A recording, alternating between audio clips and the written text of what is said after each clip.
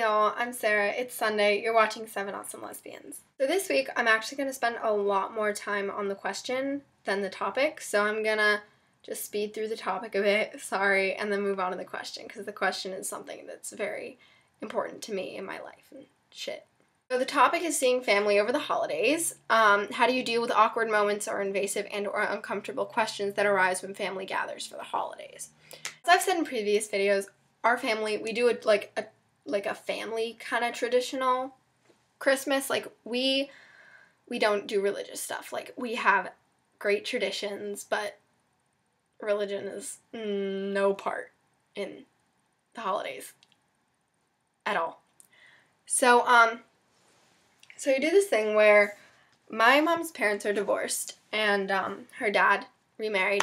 So what we used to do was my grandma would come one Christmas, and then the next year my grandpa and my step-grandma would come.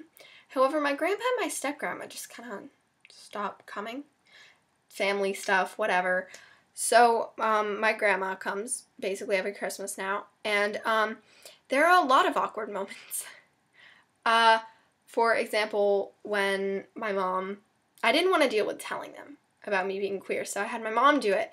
And that Christmas was really interesting because, like, it was just, like, not spoken of. There was so much tension. And honestly, the best way to deal with these, like, oh, we're not bringing this up is don't be like, so, about this that you're not bringing up. If they feel uncomfortable with something, then let them feel uncomfortable with it. It's not your problem. However, if they're asking uncomfortable or invasive questions, like I don't want to get into it, but I have a lot of health problems. And what happens a lot of the time, it has to do with physical stuff. So what happens a lot of the time is relatives will be like, oh, Sarah, can I look at your hands? How are your hands? This, that, and the other. And I'm just like, oh my God, I hate you. Because it's invasive. It's invading my personal everything. And I don't want to put up with that. And I don't. I say, really, honestly, the best way to deal with it, even if your family members are unaccepting or ignorant or stupid or bothersome or lazy-ass people, you really need to tell them that they are invading or that they're making you uncomfortable or that you don't want to answer that question. Because if you don't speak up about it, they're not going to care. They're just going to keep on going because they won't realize that they're invading.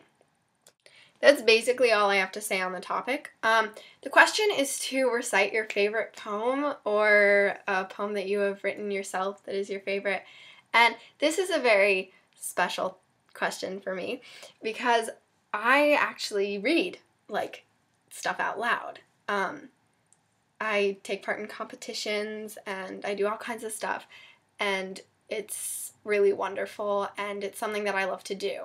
I love to read to people, and I also am a writer. I love to write. So I'm going to read you, I think, three or four things, actually. She said just one. Sorry. Oh, Britt chose the topic in question. I think I forgot to say that.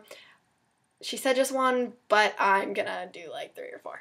So my school has a literary magazine, and so all of these are by people that I know. My favorite poet is Theodore Roethke, but honestly, if I read you any of his poetry, you'd be like, what the fuck? He sounds like he was tripping balls while he wrote this. He might have been, but it doesn't have much value unless you're looking at it. So here we go. Here is one. Despair is the feeling the world has stolen something from you that was yours, and you get this hole in your being that can't be filled by the most sincere smiles. And somewhere in there, you want to be the victim, because then you mean something, because then you are not to blame. If only they could stare into your eyes and see your hollow screaming, then maybe something would be done. Maybe the universe would grant you one wish, if only you realized how transient all things ultimately are. So that's one. It's called Golden Bridge by my friend. And this one is kind of long.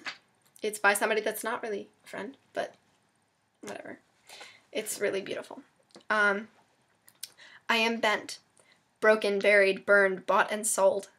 I am gone. Here, once upon a time, dissolving like scraps of paper on the tongue. Suddenly, what is lost and gone forever is right behind the next door. Loving the hatred of desire, desiring the hatred of love. Breakdown of the mind and soul. Death and rebirth, broken on asphalt like smashed Legos. I'm drowning in boiling lakes of blood and indecision, walking through a forest of gently swinging corpses, hit by wave after wave of heat and malice and fear and pain and madness and sparkling cruelty. Can you bottle happiness? Brew angst? Ferment abject terror? Can love? Package liquid desire? Can you freeze dry memory? Cryovac spontaneity for later use? Can you dehydrate thoughts till crunchy? Where would we be if instead of ethanol we drank dopamine and serotonin? What would we dream if dreams were sold on grocery store shelves? Then I wake up and smile and wipe the blood off my face where I bit through my own lip in terror, knowing death is only the beginning. The real fun happens after. So yeah, that's called Lyrical Howls in the Night. Now I'm going to read you something that I wrote. So yeah. I have killed you 1,000 times inside. I have gotten my revenge, and no one else has known. I have seen the good in people and the bad, but I can see no good in you. There are animals that are more human than yourself. Have you once thought back and regretted a thing? Probably not. I've killed you 1,000 times inside, but only in my imagination can you suffer. It is a fine scar you have left on me, inside and out. I've killed you 1,000 times inside, so why won't your soft, persuasive whispers and words of reassurance leave my mind? So yeah, that's one. And then the other one is called For Mother. And it's, yeah. So, jealousy is stronger the times he is away. Sometimes I feel so lonely. I think she loves him more. And yet when he's here, accidentally dyed blue socks bring dramatic arguments between you. So I said, fuck you to Mama. She raised her voice at me, because yelling is not allowed. The hypocrisy really does amuse me. So yeah, those are four. This video's very long. I hope you enjoyed those. If you want to hear me read more, I'm considering making a personal channel where I read works, and I will credit them when I read them there.